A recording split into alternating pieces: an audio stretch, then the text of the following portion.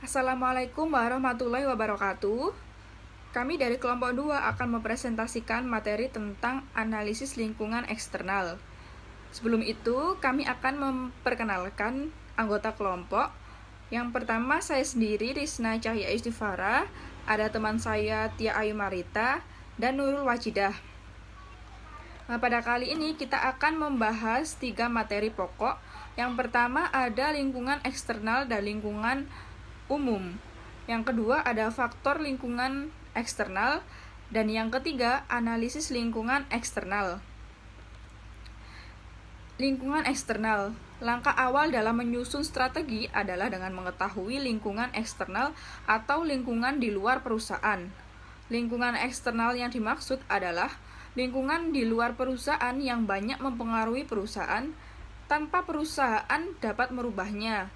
Misalnya, pada bagian politik, hukum, ekonomi, sosial budaya, teknologi, demografi, dan lain sebagainya. Perusahaan harus mampu membaca tren atau kecenderungan lingkungan eksternal ini, termasuk mempersiapkan implikasi bagi perusahaan serta peluang dan ancamannya. Jadi harus mengetahui implikasinya itu yang akan didapat apa apabila lingkungan eksternal ini telah mempengaruhi perusahaan itu sendiri. Lingkungan eksternal, menurut David, bahwa yang dimaksud dengan lingkungan eksternal perusahaan atau internal business environment adalah berbagai faktor yang berada di luar organisasi yang dapat diperhitungkan oleh organisasi perusahaan pada saat membuat keputusan. Hal ini hampir sama dengan yang disampaikan oleh Quick William, bahwa lingkungan eksternal perusahaan adalah semua kejadian di luar perusahaan yang memiliki potensi untuk mempengaruhi perusahaan itu sendiri. Sementara Pierce 1 dan Robinson mendefinisikan lingkungan eksternal merupakan faktor-faktor di luar kendali yang mempengaruhi pilihan perusahaan mengenai arah dan tindakan yang pada akhirnya juga mempengaruhi struktur organisasi dan proses internalnya itu sendiri. Segmen-segmen lingkungan eksternal. Lingkungan eksternal memiliki dua bagian utama. Yang pertama ada lingkungan umum dan yang kedua ada lingkungan industri. Lingkungan umum adalah elemen dalam perusahaan luas yang mempengaruhi industri dan perusahaan-perusahaan di dalamnya. Sedangkan lingkungan industri, faktor-faktor ancaman seperti masuknya peserta, pemasok, pembeli, bahan pengganti, dan intensitas pesaing yang mempengaruhi perusahaan dan tindakan serta tanggapan untuk usaha bersaing di perusahaan itu. Melengkapi pengertian perusahaan akan lingkungan eksternal adalah analisis pesaing. Analisis lingkungan seringkali harus mengasumsikan lingkungan bisnis yang dapat tidak terbagi atas negara dan batas. Analisis lingkungan eksternal mencakup 4 langkah. Yang pertama ada scanning, monitoring, forecasting, dan assessing. Analisis lingkungan ini akan menghasilkan identifikasi peluang dan ancaman bagi perusahaan itu sendiri. Untuk slide selanjutnya akan dijelaskan oleh teman-teman saya. Selanjutnya, segmen lingkungan umum. Lingkungan umum mencakup 5 segmen, yaitu demografi, ekonomi, politik atau hukum, sosial budaya, dan teknologi. Masing-masing bertujuan untuk mengidentifikasi dan mempelajari relevasi strategis dari perusahaan dan kecenderungan yang ada.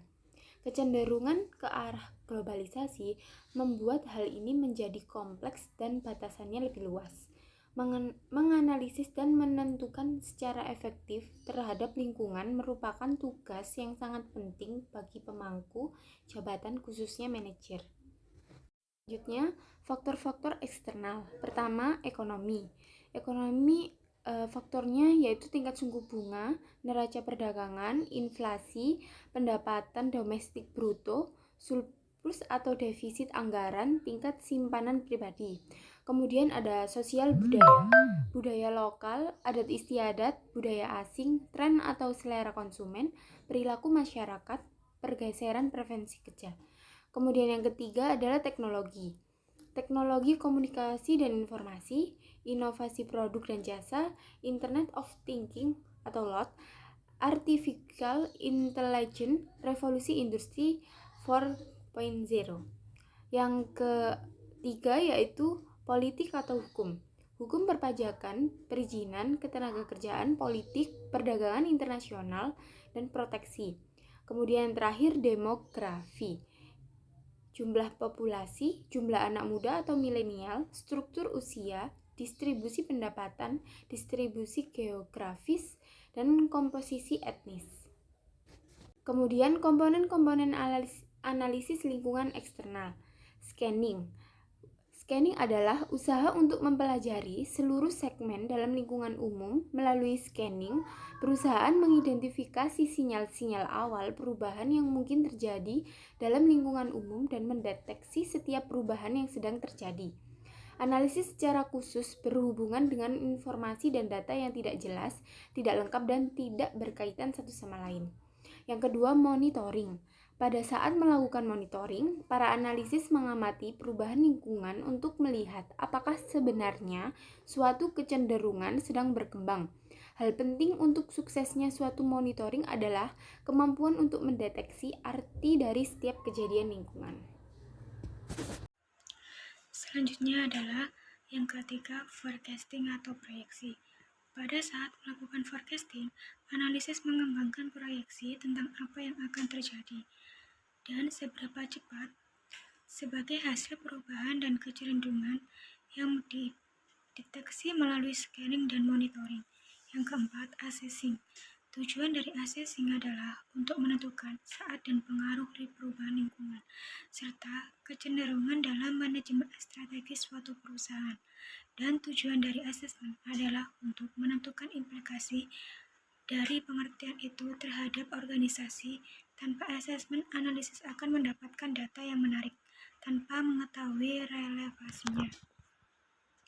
Kesimpulan, perusahaan harus mampu melihat dan menganalisis lingkungan eksternal dan dibagi menjadi dua, yaitu lingkungan umum dan lingkungan industri. Beberapa faktor lingkungan umum adalah ekonomi, sosial budaya, politik, dan hukum, teknologi, dan demografi. Faktor-faktor tersebut sangat mempengaruhi perusahaan dan perusahaan cenderung harus mengikutinya. Perusahaan dapat menganalisisnya melalui scanning, mentoring, forecasting, dan assessing. Sekian dari kelompok kami. Bila ada kata yang salah atau kurang berkenan, mohon dimaafkan. Wassalamualaikum warahmatullahi wabarakatuh.